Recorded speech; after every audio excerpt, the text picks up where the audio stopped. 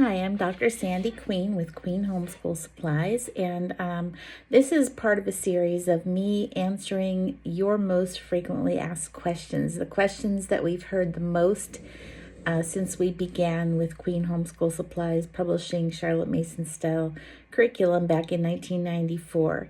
So before I start with the next question, if you want to give me a thumbs up and subscribe to our channel, that'll be assuring to you that you will get notifications when we come out with more videos. So the question I want to answer today is, when do I switch my child from doing copy work regularly to doing dictation regularly? And I like to just point out that the purpose of each one of those. I do answer this question in several other videos, but it's part of a longer, like how to use the language lessons, the different levels of language arts in the Charlotte Mason style education. This one I want to just cut to the chase and answer that particular question. So when to use copy work. Copy work is learning the practical application of English grammar and usage. Things such as capitalization and punctuation. So when your child is going through, for example, one of our language lessons books in the lower level grades, from the very young through the elementary and secondary volumes, the little ones' books are teaching phonics. So after those, they are learning grammar. They're learning proper forms of different styles of writing. And they are going to be doing copy work along with that on different days. So as they're learning grammar, as they're learning proper capitalization and punctuation, they will be seeing those skills applied when they are doing the traditional copy work used in our language lessons books and in our copy work for young ones and thematic copy work lessons books. Those are traditional copy work. Those are used to reinforce what the child is learning in their grammar lessons. And so that's why we use a wide variety of different types of things for them to copy in their copy work, so that they get repeated practice in different types of punctuation, capitalization, and usage skills. And I do talk about the different forms of copy work in one of my other videos. There's a video with a yellow background picture, and that one is talking about the different types of copy work products that we have, such as our pictures in cursive, our printing with pictures, our learning to spell through copy work, and the traditional copy work that you'll find in our language lessons, copy work for young ones, and thematic copy work lessons books. So many books, try to keep them all straight. But anyhow, so you'll want to watch that one if you have more questions about those different types of copy work. But basically, the answer to that part of the question is that copy work is used while a child is learning to master the mechanics of the English language. We do not like to incorporate dictation exercises until a child has reached that point where they have mastered that skill.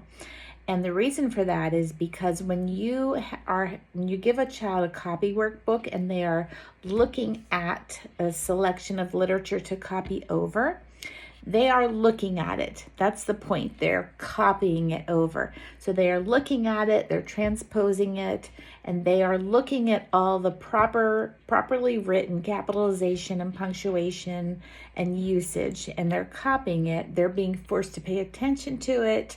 And I do a whole video on copy work that talks about the process of doing copy work, so you'll want to look for that one as well, to make sure you're getting the full benefit out of doing the copy work the way Charlotte Mason recommended.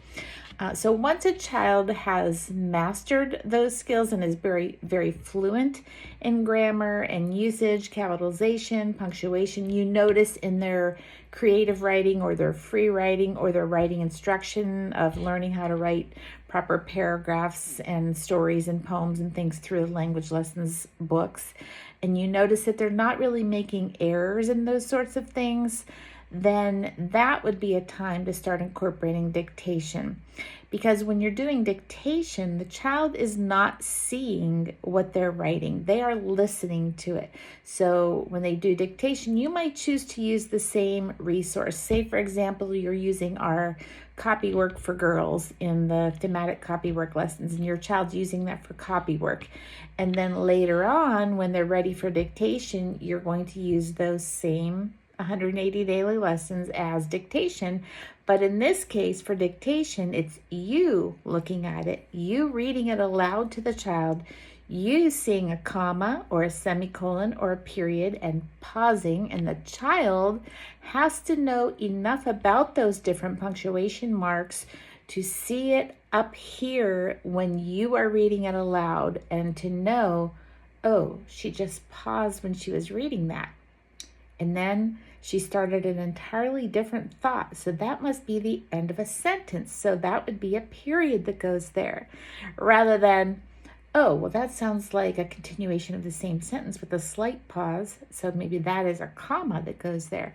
So the child has to have enough knowledge of proper punctuation, capitalization, usage, and so on already learned, already up here before doing a lengthy dictation type exercise. And I know there are some who would disagree and say, well, we use dictation from the very beginning. But when they do, it's generally something extremely simple, like one sentence with one capital letter at the beginning and one punctuation mark at the end, or something that would have multiple short sentences. I don't prefer that at all.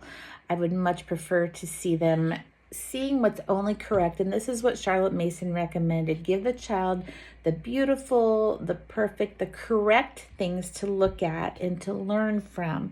And that is what you're doing when you're doing copywork. They are looking at what's perfect and what's correct. You see me looking down at my desk here in my office as though I have a copywork book laid out here. But if I did, I would be looking at it, paying attention to those details and copying them over for my copywork lessons. And then later on, when I get a little older, like I am now, I would be listening to someone read that to me, and I would be having to see it up here and know which capitalization and punctuation marks are being used when someone else is reading it aloud.